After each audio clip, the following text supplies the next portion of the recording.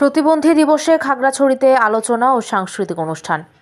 আন্তর্জাতিক ও জাতীয় প্রতিবন্ধী দিবস উপলক্ষে খাগড়াছড়িতে আলোচনা সভা ও সাংস্কৃতিক অনুষ্ঠানের আয়োজন করেছিল কালেক্টরেট প্রতিবন্ধী বিদ্যালয়।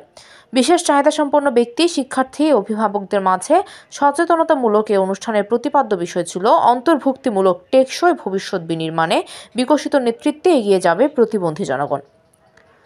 বাংলাদেশ প্রবীণ প্রতিবন্ধী এবং মাদকাসক্ত ব্যক্তিদের সমন্বিত উন্নয়ন প্রকল্প SDDB চট্টগ্রাম অঞ্চলের কারিতাস বাংলাদেশ ছিলেন এর সহযোগিতায়। খাগড়াছড়ি জেলার অতিরিক্ত জেলা প্রশাসক শিক্ষা ও ICT রুমানা আক্তারের সভাপতিত্বে অনুষ্ঠানের প্রধান অতিথি ছিলেন খাগড়াছড়ির জেলা প্রশাসক মোহাম্মদ শহীদুজ্জামান। এ সময় স্বাগত বক্তব্য প্রদান করেন খাগড়াছড়ি জেলা প্রতিবন্ধী বিষয়ক অফিসার মোহাম্মদ শাহজাহান। এতে বিশেষ অতিথি হিসেবে উপস্থিত ছিলেন পার্বত্য জেলা পরিষদের সদস্য প্রফেসর আব্দুল লতিফ, সাথয়প্রুফ চৌধুরী ও জেলা সহকারী বন সংরক্ষক মোহাম্মদ শহীদুল ইসলাম। এ সময় বক্তারা বলেন, চমৎকার নিরিবিলি পরিবেশে এখানে দৃষ্টিনন্দন একটি কালেক্টরেট প্রতিবন্ধী বিদ্যালয় রয়েছে। আপনার সন্তানদের গুরুত্ব দিয়ে প্রশিক্ষিত করতে হবে, তবে আপনার সন্তান পরিবারের আপদ না হয়ে সম্পদে পরিণত হবে।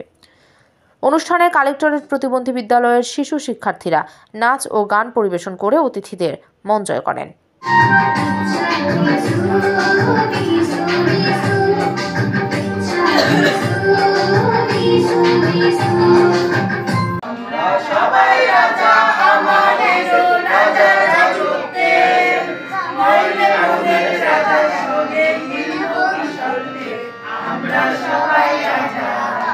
আপনারা যারা প্রতিবন্ধী সন্তানদের পিতামাতা বা অভিভাবক আছেন, আপনাদের মধ্যে একটা সচেতন